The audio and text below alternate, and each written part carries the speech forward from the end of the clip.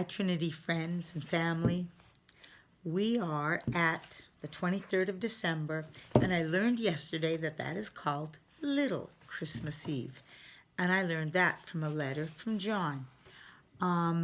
Joachim had found this letter in the door, and it said, Dear Joachim, I am inviting myself to a cup of coffee and a Christmas cookie or two on Little Christmas Eve at 7 p.m.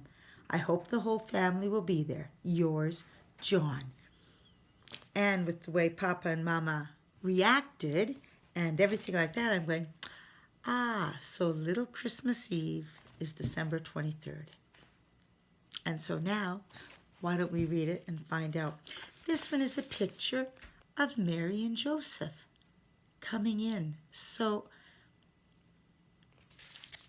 I guess they arrive on the 23rd, and then Jesus would be born on the 24th, something like that. Let's read. It was as if all of them were rehearsing something they had to know by heart. It's Christmas, thought Joachim when he woke on Little Christmas Eve. He was itching to open the last door but one in the magic advent calendar. But he didn't dare touch it, not until Mama and Papa were up anyway. Before long, both of them were awake. Papa had taken the day off.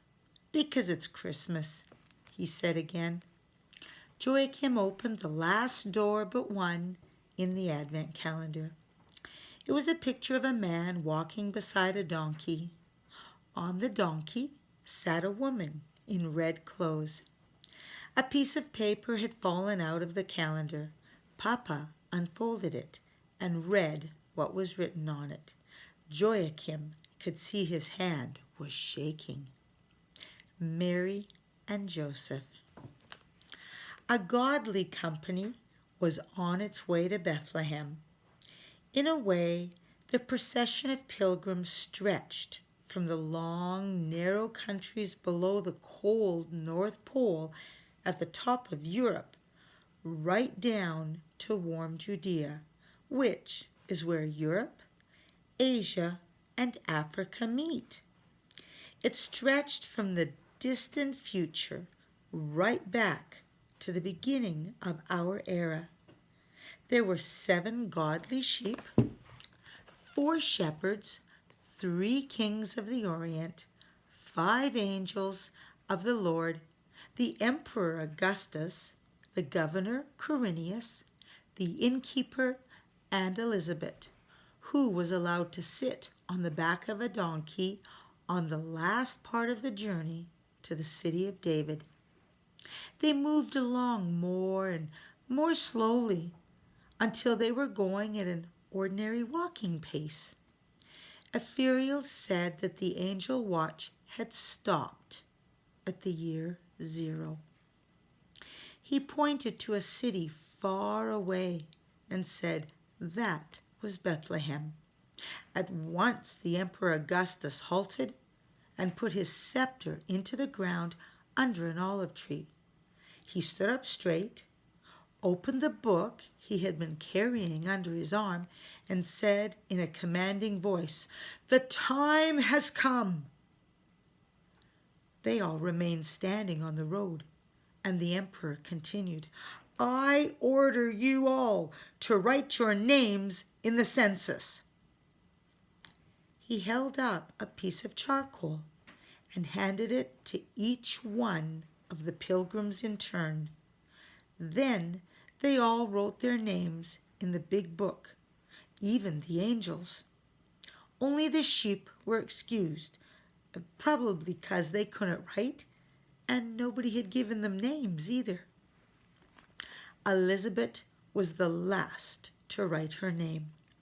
She read out all the other names before she added her own signature. First shepherd, Joshua. Second shepherd, Jacob. Third shepherd, Isaac. Fourth shepherd, Daniel. First wise man, Caspar. Second wise man, Balthazar. Third wise man, Melchior. First angel, ethereal. Second angel, imperial. Third angel, seraphiel. Fourth angel, cheruberial. Fifth angel, evangelial. Quirinius, governor of Syria. Augustus, emperor of the Roman Empire. Innkeeper. Elizabeth added her own name in this way: First Pilgrim Elizabeth. Then she had a good idea. She thought the sheep ought to be included in the census, even though they couldn't write and hadn't been given any names. So she wrote first sheep, second sheep, third sheep, fourth sheep, fifth sheep, sixth sheep, seventh sheep. She glanced up at the Emperor Augustus. She was afraid he might be angry because she had messed up his census, but he merely slammed the book shut. Elizabeth had worked out that there were 23 pilgrims listed in the census if she included herself and the 7 sheep. That was as many as a whole class in school. After they had registered, the pilgrims became a little more solemn than they had been in Scania and Hamelin, in Venice and Constantinople, in Myra and Damascus. Ethereal said, Joseph went up from Galilee, out of the city of Nazareth, into Judea, unto the city of David, which is called Bethlehem, because he was of the house and lineage of David, to be taxed with Mary, his espoused wife, being great with child. The procession of pilgrims started moving off slowly. Before long, Ethereal said they had to stop again. He pointed down the road. A young man was walking beside a donkey, and on the donkey sat a woman in red clothes.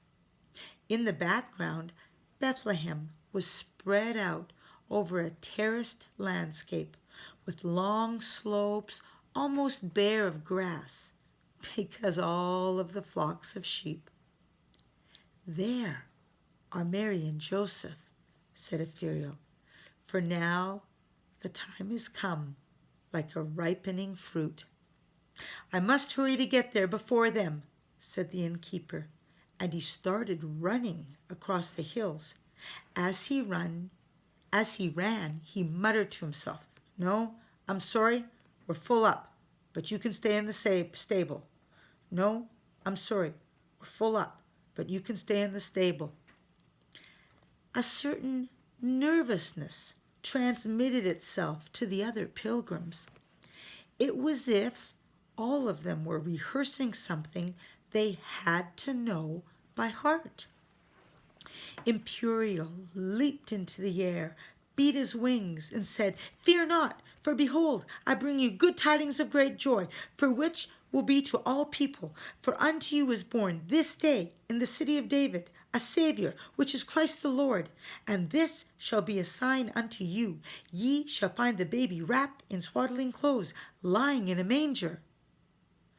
Ethereal nodded, and Imperial exclaimed, Wonderful! Then the angel Evangel blew his trumpet, and all 5 angels chorused together, Glory to God in the highest, and on earth peace, goodwill toward men. The sheep had suddenly begun bleating. It was as if they too had started practicing something they had to learn by heart. Joshua the shepherd turned to the other shepherds. Let us now go, even unto Bethlehem, and see this thing which is come to pass, which the Lord hath made known unto us. Finally, the wise men spoke. "Where is he that is born King of the Jews? For we have seen his star in the east, and are come to worship him." They knelt down and held out caskets with gold, incense, and myrrh.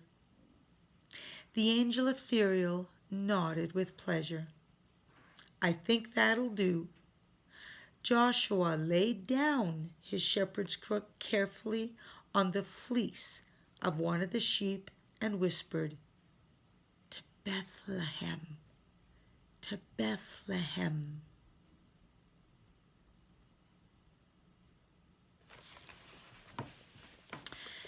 Papa sat for a long time with a piece of paper in his lap before anyone dared to say anything. He had read that a certain nervousness had spread among the pilgrims as they came closer to the stable in Bethlehem. The same thing happened in Joachim's little room, too. There can be only one Advent calendar like this in the whole world, said Papa, and we're the only people to have been given it. Mama nodded, and the real Christmas night happened only once. But that Christmas night resulted in Christmases over the whole world. "That's because the glory of heaven spread so easily," said Joachim. "I think it must be infectious." There was still a lot to do before Christmas Eve. The family tradition was that Mama and Papa decorated the Christmas tree on the evening of Little Christmas Eve after Joachim had gone to bed.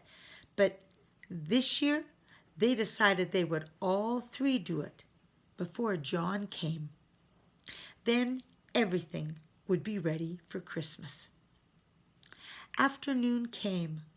Mama set the table and put out all the good things they had to eat, including the big macaroon cake. The clock was striking 7 when the doorbell rang. "You open it, Joachim," said Mama. "You were given the magic Advent calendar, and he invited himself to you for coffee." So Joachim ran to the door. The old flower seller was standing on the steps outside, smiling broadly. He held a large bouquet of roses. "Please come in," said Joachim. Then Mama and Papa came, and John gave Mama the roses. "Thank you so much," she said, "and thank you for the wonderful Advent calendar." John put his hand on Joachim's head and replied modestly, "I think perhaps I ought to thank you."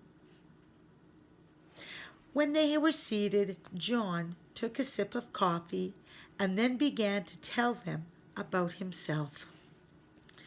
"I was born in Damascus and grew up in a Christian home. Some people think our family goes back to the first congregation in Syria. One day, when I was a boy, I found an old jar containing scrolls of manuscript that were almost torn to shreds. My parents had the good sense to take it to the museum. There they discovered that the jar was indeed very old. So were the scrolls." "Well, what was written on the scrolls?" asked Papa. "They were various reports from Roman legionaries. Among other things, they reported something that happened in Damascus at the end of the 2nd century after Christ. In the year 175, a curious procession is supposed to have come rushing out through the eastern city gate. A few years later, a similar procession came rushing into the city through the western gate. It was reported that there were some angels in both processions. Mama and Joachim nodded, for they remembered what they had read in the magic advent calendar. There are many legends and myths like that from times gone by, continued John, but I was surprised that the procession should have run out of the city before it ran into the city. If it had, it would have had to run backwards in time, and that's quite impossible, of course. Oh, yes, quite impossible, agreed Papa. He made a sign that John should continue talking. But my interest in myths and legends had been aroused by now. I began to read old books and was peculiarly interested in stories about people who thought they had seen angels. Finally, I had a valuable collection of such stories from my own part of the world and from many countries in Europe. After some years, I went to Rome to take advantage of the treasures in the libraries there. And that's where you met Elizabeth? Asked Joachim. John nodded. But wait a bit. I had paid attention to only a few of these angel stories because I thought they had something in common. They were from wildly different places, such as Hanover and Copenhagen, Basel and Venice, also northern Italy and Macedonia. But they were from very different periods, too. The earliest story was from Cape Manum in Galilee, and the latest was from Norway. That happened on a country road outside Halden as recently as 1916. The vintage car, said Joachim. Of course, there were very few people who believe such stories these days. All the stories I had collected said that the sight of a little girl and the angel had lasted only a second or two. But when I compared the stories from Halden, Hanover, and Hamelin with the other stories, well, then those stories became quite remarkable. The flower seller sat for a while, lost in his own thoughts. Something that is mysterious for 1 second is often quenched, like an empty oil lamp in the next. Yet, if only we turn our heads in another direction, a new light may be lighted there.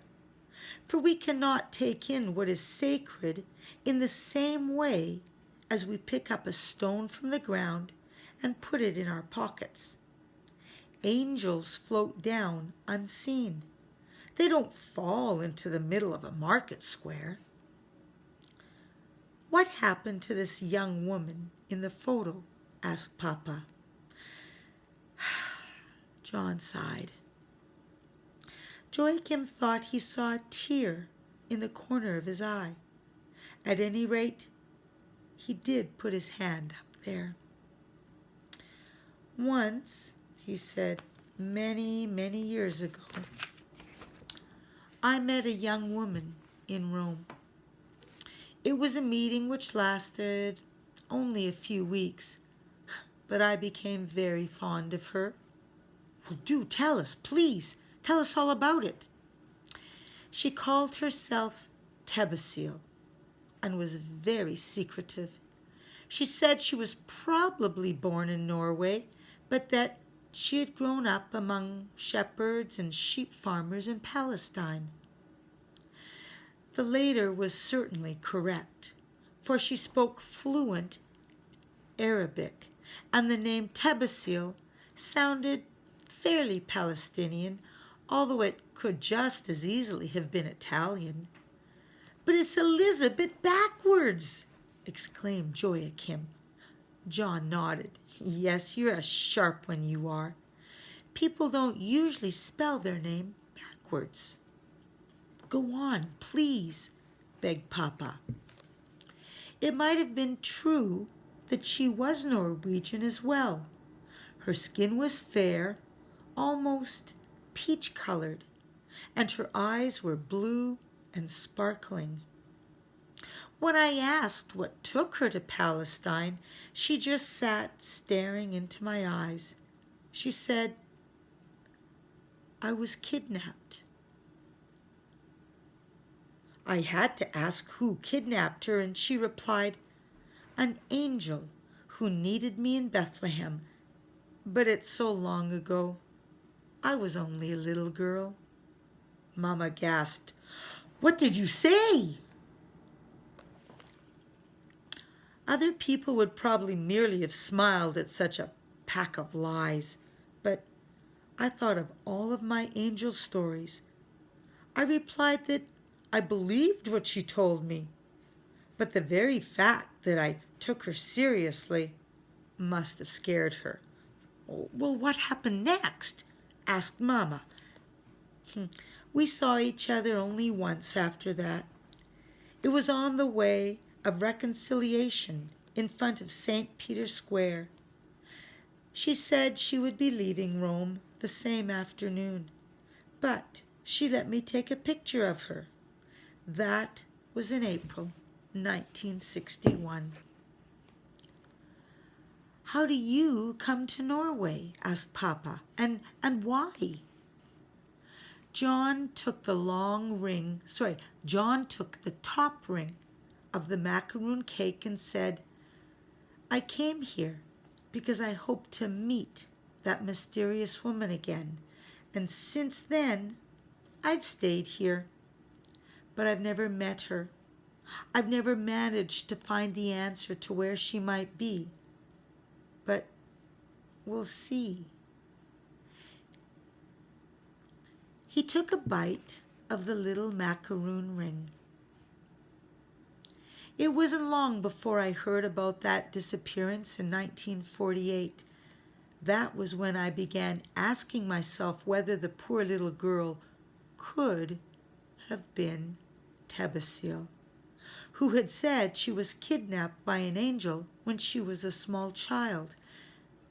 I didn't know exactly how old she was, but it could fit if she had been born in about 1940. John was silent for a while. Then he said, I noticed the strange similarity in the names only recently. It's a fact that we often repeat the names of people we think about in our minds. One day, we suddenly read it backwards. During the early years in Norway, I thought about Tebesil almost continually. Then it struck me like a bolt from the blue. When I read her name backwards, it turned into Elizabeth. I became even more convinced that I really had met the missing Elizabeth all those years later in Rome. That was when I began to make the magic Advent calendar. I was many months making it. You understand that. Oh, well, in any case, it was an incredible coincidence, commented Papa. I had to ask myself whether she really could be the one and the same person, said John. After all, it was curious that the one name turned into the other name when looked at backwards. This must have happened just after I met Anna, Elizabeth's younger sister. It had struck me that Anna was an amazing name, that it was exactly the same whichever way you read it, from front to back or back to front. Maybe that was why I suddenly spelt Elizabeth backwards. Besides, I thought Elizabeth's little sister was very similar to Tebesil. "Why did you make the advent calendar?" asked Mama. "Why didn't you write it all down in a book?" John laughed. "You think anyone would have believed in that book? You think any publisher would have published it?" Mama shook her head, and John said, "I made the magic advent calendar so that at least one person could carry the story of Elizabeth and the long pilgrimage further. In that way, I hope that the old mystery might one day be solved. After all, I don't know how much time I have left. But now I'm no longer the only person who knows this strange story." "Then you put a picture of Tebesil in the shop window," said Mama. John nodded, to see whether anyone here in the town would recognize her. "Why did you travel to the wilderness?" Joachim wanted to know. And the old flower seller explained. "Every Advent I go out to the country and walk in the woods and hills outside of town to find peace before the Christmas festival, but also to see whether I can find any trace of the Lamb, Elizabeth, and the angel Ethereal, who set off for Bethlehem in 1948. I admit it. Sometimes I walk about saying the two names inside my head, Elizabeth, Tebesil. Elizabeth, Tebesil. Have you never wanted to go back to Damascus?" asked Papa. John shook his head. "No, this has become my home now. I sell flowers at the market, and in that way I can help to spread a little of the glory of heaven around me. That sort of thing is very easily scattered, you know. And one day Elizabeth may come back to town. Because there's something else." It was so quiet in the room that they could almost hear dust flakes falling onto the wooden floor. John said to Joachim, "All those years I've tried hard to find her again. But I knew only her first name, or so I believed. To find an Elizabeth or a Tebesil only by her Christian name, whether in Rome or in Palestine, well, that's more difficult than to catch a sparrow in your hand. I've been laughed at in embassies and in census offices in quite a few countries, but Joachim..." Again, it was completely silent in the room. "Joachim may have helped me to find her again, so I'm the one to thank you." Joachim looked up at Mama and Papa. He couldn't understand what John was talking about. "I think you'll have to explain a bit more, please," said Mama. "It was Joachim who set me to thinking that maybe she had both names.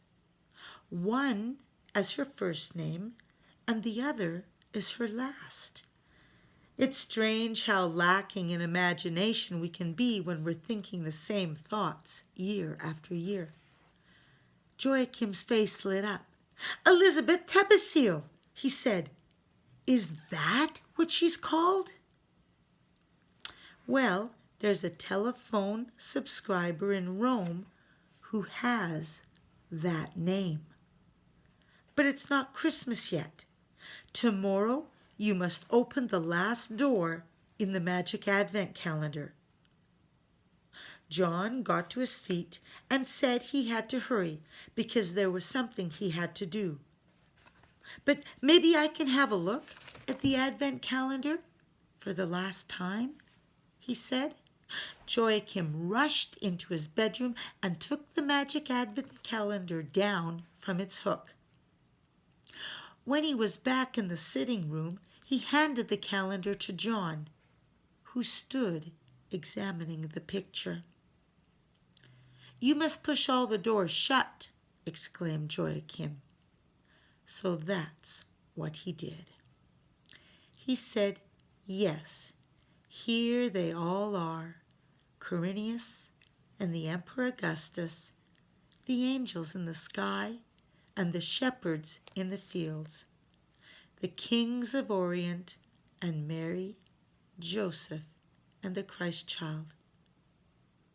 "But not Elizabeth," said Joachim. "No, not Elizabeth." They accompanied John to the door. As he was about to leave, he said, "So, we'll have to see what this Christmas will bring." "Indeed we shall," said Papa. He was clearly relieved to have finally heard the flower seller's story. But John said something more. "You won't open the last door in the Advent calendar until the bells ring Christmas in tomorrow afternoon, will you?" Mama looked at him. "No, I suppose not." "No, we'll have to try to wait that long," decided Papa. When John was on the steps outside, he said, Maybe I'll knock on your door tomorrow as well then." Joachim was delighted. He felt something bubbling and fizzing deep down inside him. That was because John had said that maybe he'd look in tomorrow too. For Joachim was not as pleased about everything as Mama and Papa were. Something was still missing, it seemed to him.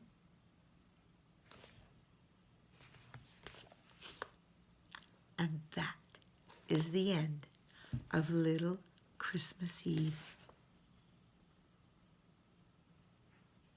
Here is the story. Here is the picture for tomorrow. Mary and Joseph and Jesus. And it says the 24th of December. Real Christmas Eve.